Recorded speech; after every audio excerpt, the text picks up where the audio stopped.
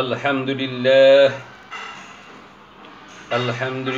ওয়াকাফা ওয়া সালামুন আলা ইবাদিহিল্লাযীনা ইসতাফা আম্মা বা'দ।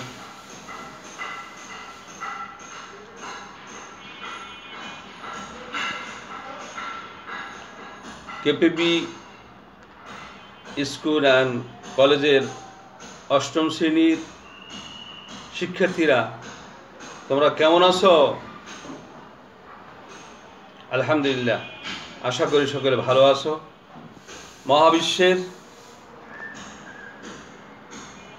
করোনা ভাইরাসের মধ্যে দিয়ে আমরা অনলাইনে ক্লাস নেওয়ার জন্য সকলে এসেছি। তাই আজকাল অষ্টম শ্রেণীর চতুর্থ অধ্যায়ের প্রথম পাঠ থেকে আখলাক সম্পর্কে তোমাদের কিছু ধারণা দিতে চাই। আখলাক আরবি শব্দ, শব্দটি খুলকুন শব্দের বহুবচন। এর অর্থ স্বভাব বা চরিত্র। মানব ইসলামী শরীয়তের পরিভাষায় মানুষের দৈনন্দিন কাজকর্ম, উঠা বসা, চলাফেরা, আচরণের মধ্য দিয়ে মানুষের যে স্বভাব বা চরিত্রের পরিচয় পাওয়া যায়, প্রকাশ পাওয়া যায়, তাকে বলা আখলাক।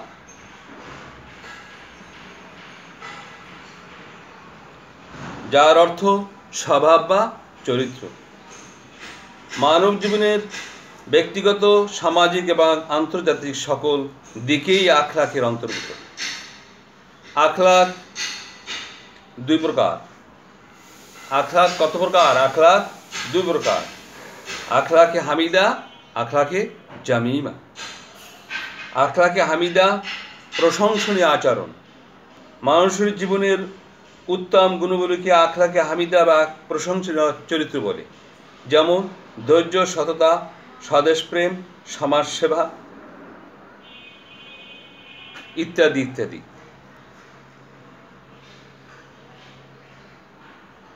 আখলাকে জামিমা নিন্দনীয় আচরণ।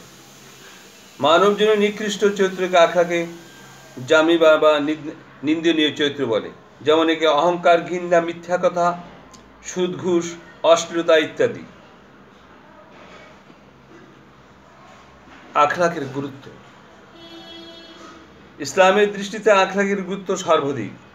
আখলাকই উন্নত চরিত্রের জীবনী শক্তি। যে জীবন চরিত্র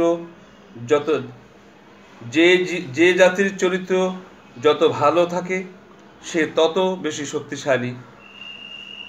যে জাতির চরিত্র ঠিক নেই, সে জাতি পৃথিবীতে টিকে থাকতে পারে না।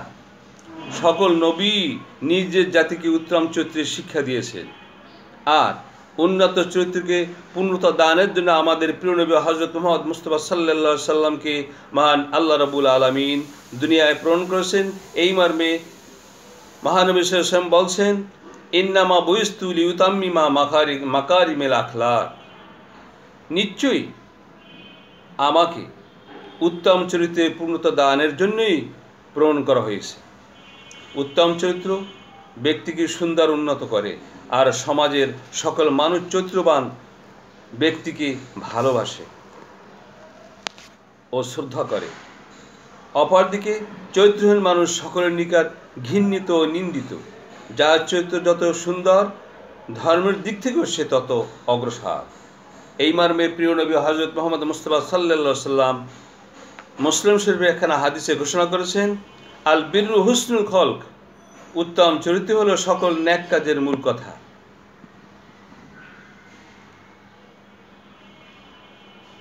চরিত্র মানুষের ভূষণ। চরিত্র বলেই মানুষ সর্বত্র সমুদ্রিত হয়।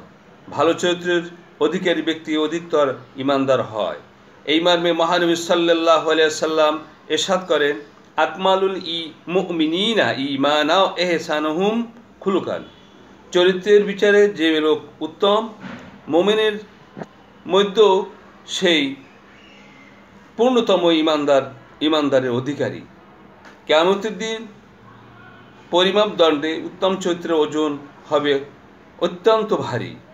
এই মর্মে প্রিয় নবী জানাবে মুহাম্মদ রাসূলুল্লাহ এখানে হাদিসে ঘোষণা করেছেন, মুমিনের পরিমাপ দণ্ডে কিয়ামতের দিন উত্তম চরিত্র অপেক্ষা ভারী জিনিস আর কিছুই নেই।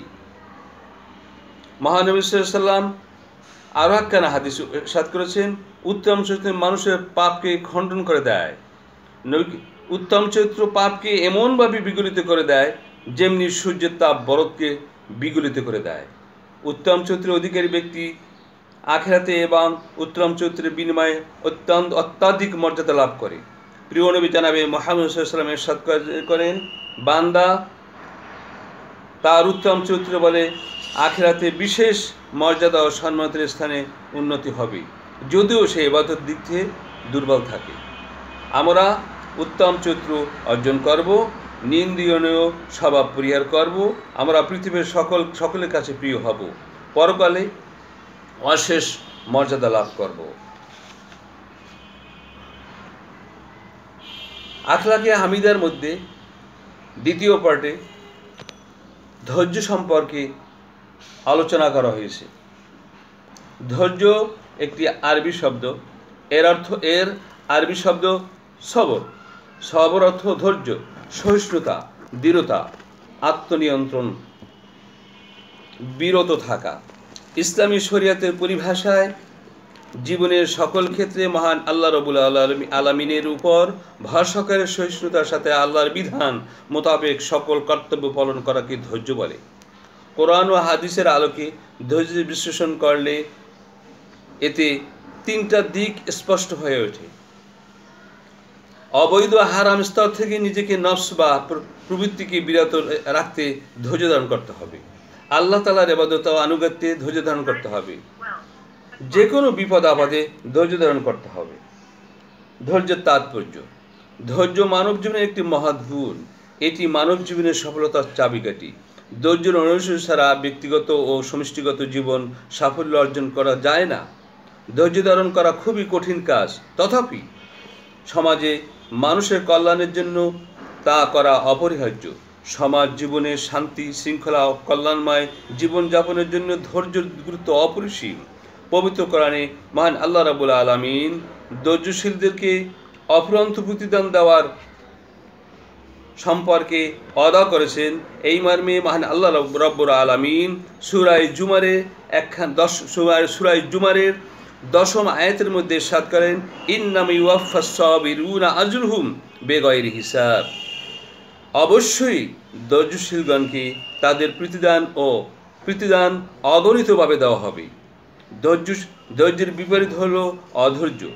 অধৈর্য মানুষকে ব্যর্থতার দিকে ঠেলে দেয়।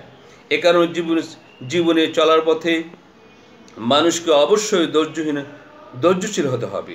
মানুষের জীবনে আসে সুখ দুঃখ, বিপদ আপদ, সফলতা বিফলতা, জয় পরাজয়। এসব ক্ষেত্রে ধৈর্য ধারণের প্রয়োজন হয়।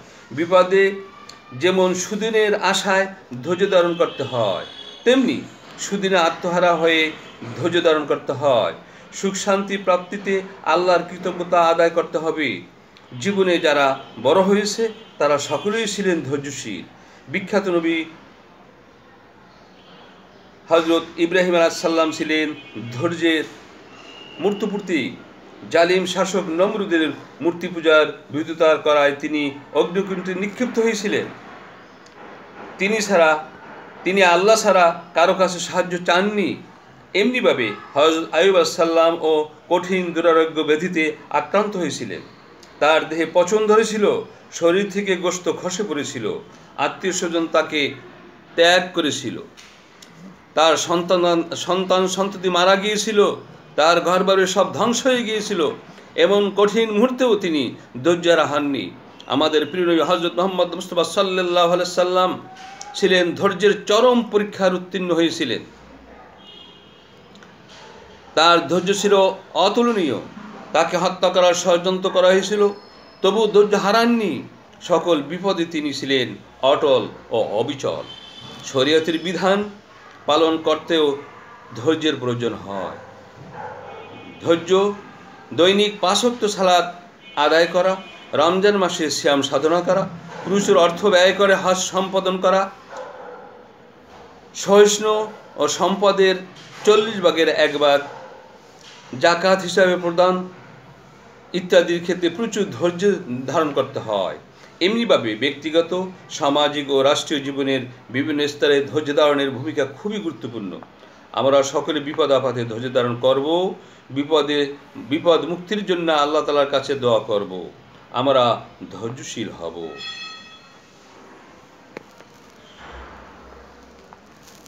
এইবার আখলাকে হামিদা থেকে তৃতীয় পাঠের মধ্যে ভ্রাতৃত্ব বন্ধন সম্পর্কে আলোচনা করব। ভ্রাতৃত্ব আরবি শব্দ, ভ্রাতৃত্ব শব্দের আরবি শব্দ হলো আল-ইখওয়াত। উখওয়াতুন শব্দের আবিধানিক অর্থ ভ্রাতৃত্ব। পরস্পরের মধ্যে হৃদ্যতা ও আন্তরিকতার সম্পর্ককে ভ্রাতৃত্ব বলে। মানুষের মাঝে যে হৃদ্যতা আন্তরিকতা বিভিন্নভাবে গড়ে ওঠে, ভ্রাতৃত্বকে 3 ভাগে ভাগ করা হয়েছে: ঔরজাত ভ্রাতৃত্ব, বিশ্বজাত ভ্রাতৃত্ব, ইসলামী ভ্রাতৃত্ব। ঔরজাত ভ্রাতৃত্ব একই পিতার ঔরাসে বা একই মায়ের গর্ভে জন্মগ্রহণ করার কারণে যে ভ্রাতৃত্ব সৃষ্টি হয় তাকে ঔরজাত ভ্রাতৃত্ব বলে। বিশ্ব ভ্রাতৃত্ব পৃথিবীর সকল মানুষ, আদি পিতা হযরত আদম সাল্লাম ও আদিমাতা হযরত হাওয়া সাল্লাম এর কারণেই বিশ্বের সকল মানুষই ভাই ভাই। ধীরে ধীরে মানুষের মধ্যে সংখ্যা বৃদ্ধি পায়। আবহাওয়া ও ভৌগোলিক পরিবেশের কারণে মানুষের আকার, আকৃতি, স্বভাব, প্রাকৃতিক ও বর্ণ, ভাষার মধ্যে বিভিন্নতা সৃষ্টি হয়। আর এমনিভাবে মানুষ বিভিন্ন গোত্রে বিভক্ত হয়ে পড়ে, তবু তারা পরস্পর ভাই ভাই, কারণ তারা সবাই একে আদম হতেই সৃষ্টি। এই মর্মে মহান আল্লাহ রাব্বুল আলামিন সূরা হুজুরাতের 13 নম্বর আয়াতে ঘোষণা করেছেন, ইয়া আইয়ুহান নাসু ইন্না খালাকনাকুম মিন যাকারিন ওয়া উনসা ওয়া জাআলনাকুম শুউবান ওয়া ক্বাবাইলা লিতা'আরাফু। হে মানব মণ্ডলী, আমি তোমাদের সৃষ্টি করেছি একই পুরুষ ও একই নারী থেকে, পরে তোমাদের বিভক্ত করেছি বিভিন্ন জাতি ও গোত্রে, যাতে তোমরা একে অপরের সাথে পরিচিত হতে পারে। এই মর্মে প্রিয় নবী জানাবে মুহাম্মদ রাসূলুল্লাহ সাল্লাল্লাহু আলাইহি সাল্লাম বুখারী শরীফের একখানা হাদিসে ইরশাদ করেছেন, তোমরা প্রত্যেকেই আদম হতে এবং আদম সৃষ্টি হয়েছে মাটি হতে। এই হাদিস এবং আয়াতের পরিপ্রেক্ষিতে সকল মানুষ ভ্রাতৃত্বের বন্ধনে আবদ্ধ। ইসলামী ভ্রাতৃত্ব আল্লাহর নিকট একমাত্র মনোনীত ধর্ম ইসলাম। ইসলামের মূল বাণী লা ইলাহা ইল্লাল্লাহু মুহাম্মাদুর রাসূলুল্লাহ, আল্লাহ ছাড়া কোনো মাবুদ নাই, হযরত মুহাম্মদ মুস্তাফা সাল্লাল্লাহু আলাইহি সাল্লাম আল্লাহর রাসূল। যারা এই কালেমায় বিশ্বাসী, তারা যে কোনো বর্ণগোত্র, ভাষা ও অঞ্চলের অধিকারী হোক না কেন, তারা ইসলামী ভ্রাতৃত্ব বন্ধনে আবদ্ধ।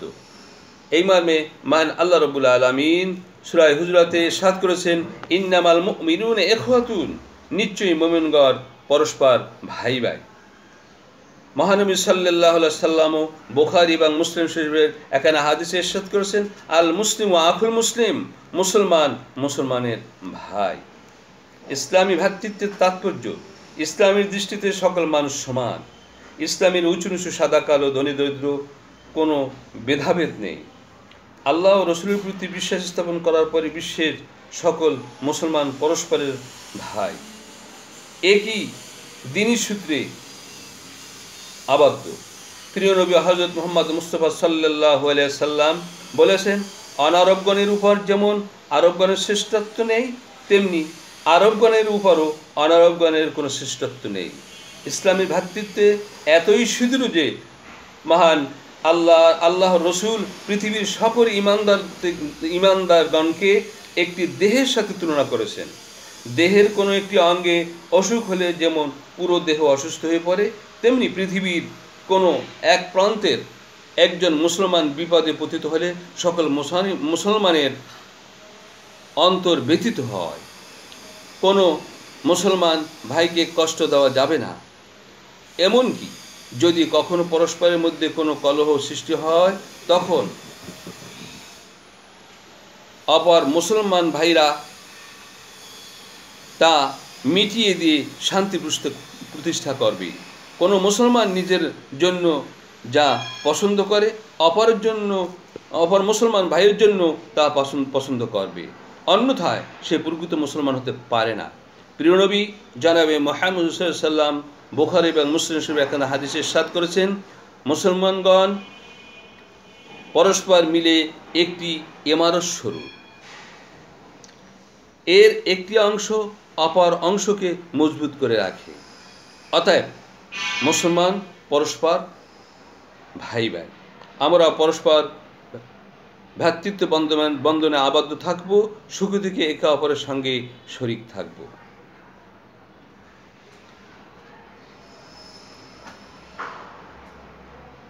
আখলাকে হামিদার চতুর্থ পাঠ, ইসলামে নারীর মর্যাদা। শরফুন নিসা, ইসলামে নারীকে যথাযোগ্য মর্যাদা দেওয়া হয়েছে। পৃথিবীর আদি পুরুষ হযরত আদম আলাইহিসসালাম এবং আদি নারী বিবি হাওয়া আলাইহিসসালাম, আর এই দুইয়ের মাঝে পৃথিবীর সকল নরনারীর সৃষ্টি। ইসলামের নরনারী উভয়ের সমমর্যাদা স্বীকৃত। মাতা, কন্যা, ভগ্নী, স্ত্রী, প্রবৃত্তি হিসাবে সমাজে নারীদের যে বিশেষ অধিকার ও স্থান রয়েছে তা যথাযথভাবে প্রতিষ্ঠিত করলে নারীর মর্যাদা সমুন্নত হবে। নারী কি ইসলামের মর্যাদা। ইসলামে নারীর মর্যাদা। ইসলাম একমাত্র ধর্ম যাতে নারী পুরুষের মধ্যে কোনো বৈষম্য করে না। নারীকে পুরুষের সমমর্যাদা দেওয়া হয়েছে। প্রাচীন আরব সমাজে নারীর অবস্থা খুবই করুণ ছিল। সেখানে কন্যা সন্তান জন্ম নিলে পিতামাতা অসন্তুষ্ট হতো। কোনো কোনো সম্প্রদায় কন্যা সন্তানকে জীবিত কবর দিত। কোরআন মজিদ সম্পর্কে সূরা নাহলের মধ্যে ইরশাদ করেছেন,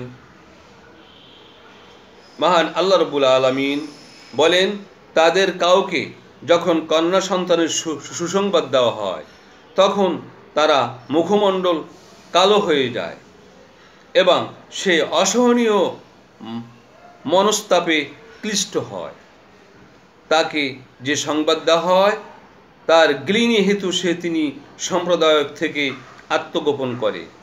সে চিন্তা করে হীনতা সত্ত্বেও সে তাকে রেখে দেবে না মাটিতে পুঁতে ফেলবে। সাবধান, তারা যা সিদ্ধান্ত করে তা কত নিকৃষ্ট। এই আয়াত থেকে স্পষ্টভাবে বোঝা যায় যে আইয়ামে জাহিলিয়াতের লোক অত্যন্ত নিষ্ঠুর ছিল। এই মর্মে প্রিয় নবী জনাবে মুহাম্মদ সাল্লাল্লাহু আলাইহি সাল্লাম তার একখানা হাদিসে ইরশাদ করছেন, আল জান্নাতু তাহাতা আকদামি উম্মাহাত, মায়ের পায়ের নিচে সন্তানের বেহেশত। প্রিয় নবী জনাবে মুহাম্মদ সাল্লাল্লাহু আলাইহি সাল্লাম আরেকটি হাদিসে পিতামাতা মায়ের অধিকার বেশি বলে উল্লেখ করেছেন। আল্লাহ তাআলা সেই হিসেবে নারী পুরুষের মধ্যে সমমর্যাদা অধিকার দিয়েছেন। এই মর্মে মহান আল্লাহ রাব্বুল আলামিন সূরা ইমরানের মধ্যে এখানে আয়াতে ইরশাদ করেন, নিশ্চয়ই আমি নষ্ট করে দেই না তোমাদের মধ্যে কোনো আমলকারীর আমলকে, সে পুরুষই হোক আর সে নারীই হোক। তোমরা একে অপরের অংশ। ইসলামে স্বামীর সংসারে স্ত্রীর বিশেষ মর্যাদা স্বীকৃত।